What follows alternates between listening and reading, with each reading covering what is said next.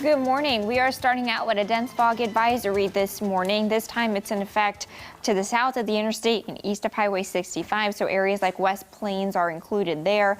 That's where we could find that visibility drop a bit this morning. You've got some mostly clear skies in Springfield. Visibility looking a little bit better there. It is 57 degrees, down to 1 mile visibility in Branson, a quarter mile in Harrison, and 4 miles visibility in West Plains. Temperatures are cool to start. It's 54 degrees in Camden and 57 degrees in Springfield. So as you're homeschooling today, you'll find sunshine outside the window, temperatures in the low to middle 80s. Another really nice day out there today. For those football games tonight, great out on the fields. Temperatures in the 70s, mostly clear and dry. So really nice for those football games. Low to middle 80s out there today with sunshine. We dip into the lower 60s tonight.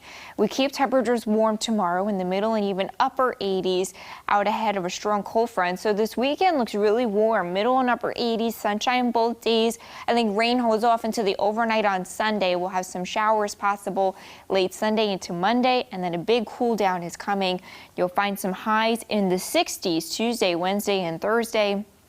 Even with the sunshine, the overnight lows also get pretty chilly as well. We'll be in the 60s this weekend and then dipping into the 40s by the middle of next week. So if you haven't dusted off those light jackets yet, the kiddos will need them at the bus stop by next week. Again, the front coming with just a couple of showers Sunday into Monday.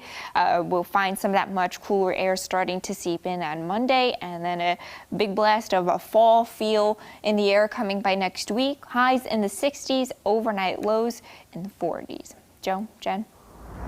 Coming up for you this weekend, it'll be the 3rd annual Nick Hosler Memorial Pickleball Tournament. It honors a late Springfield teacher and his work with special education students. Nigel McDonald is live in Springfield to explain more about it.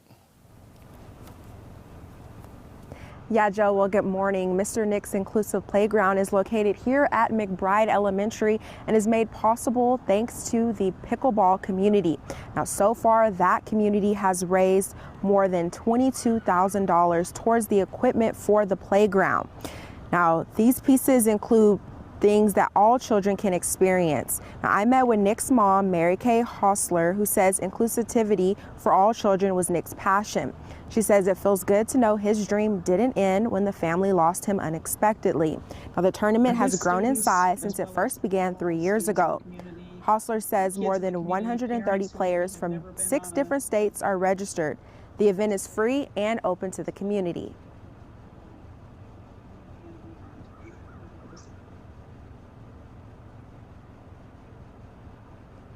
Well, that tournament will take place tomorrow morning beginning at 8 a.m. and is expected to last until around 6 or 7 in the evening. It's also important to mention that there will be a grand opening for Mr. Nick's Inclusive Playground on October 7th, and the entire community is invited out.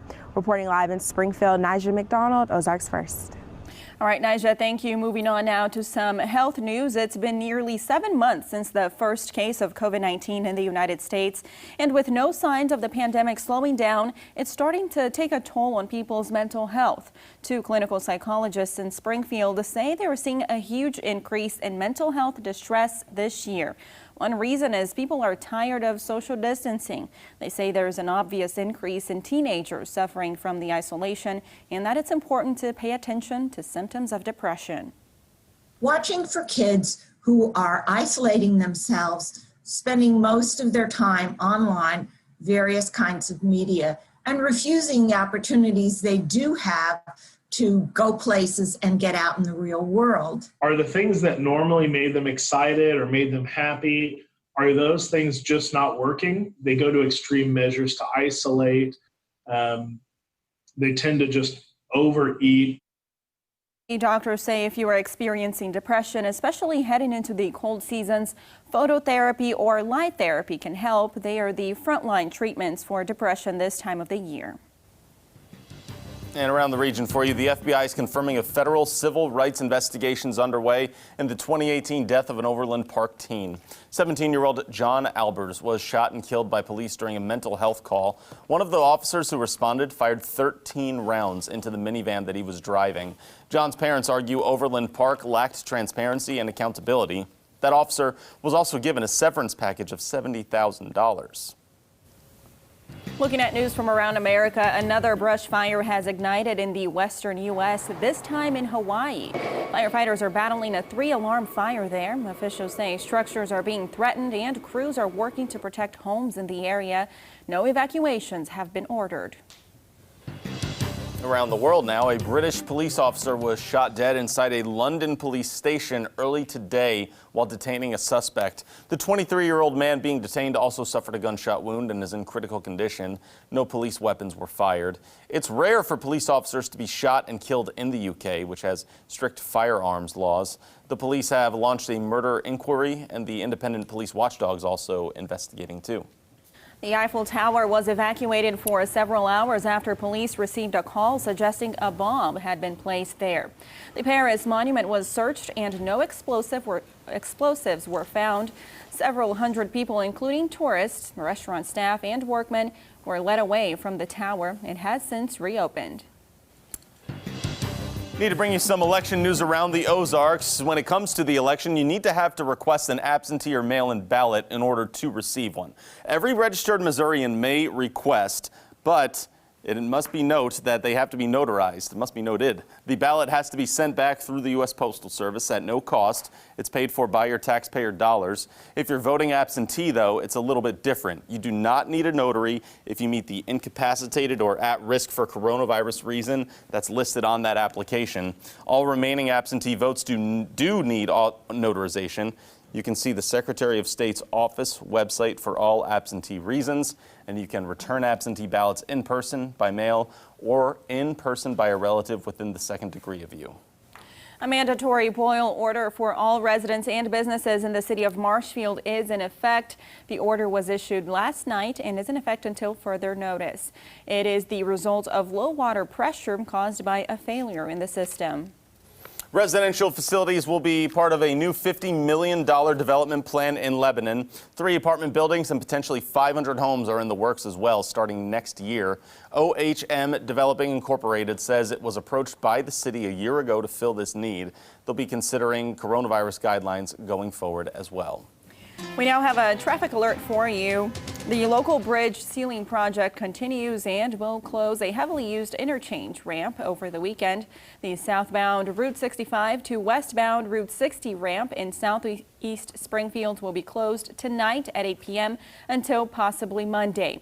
Also, the westbound Route 60 bridge right and center lanes will be closed west of Route 65 at the train tracks.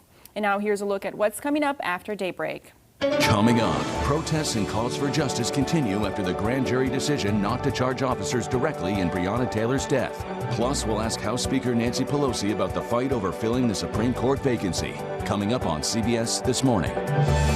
All right, let's take a look at some trends happening for you today, right now. Interesting news out of New Jersey. Lawmakers there have passed a bill that would ban plastic and paper bags. For the whole state? For the entire state there. That's great. Now, the governor is heading to his desk. He hasn't said if he's going to sign it or not, but they're trying to limit the waste that's being produced there, and this would make everyone essentially use reusable bags. It winds up at the bottom of the ocean, all of our straws and plastic bags. A lot of cities do that. I know DC, LA, there's plastic bans. You can't use them. So it's a great idea for the plastic bags. It is surprising to me that paper bags are also included because that is something some stores have been using as a substitute for plastic bags. But now, if not even those will be available, it will push everyone to bring their own bags, which is great. I do have some, but I will say sometimes I just forget to bring them in your car. I have a stack in my car, leave it in the car, and I love it. I love my That's what you got to do, leave them in the car so that if you're running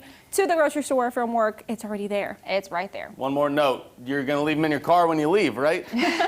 Take the bags with you. If you haven't heard it, Taking them with me. Yeah, I have accepted a job opportunity in Charlotte within the company. It's a promotion for me, so I'm excited. My last day, though, will be Tuesday, so we still have some time together, guys. Don't worry. All right. We'll have plenty of time to shed the tears. All right, everyone. Thanks for joining us here this morning on Daybreak. Everyone have a great weekend out there.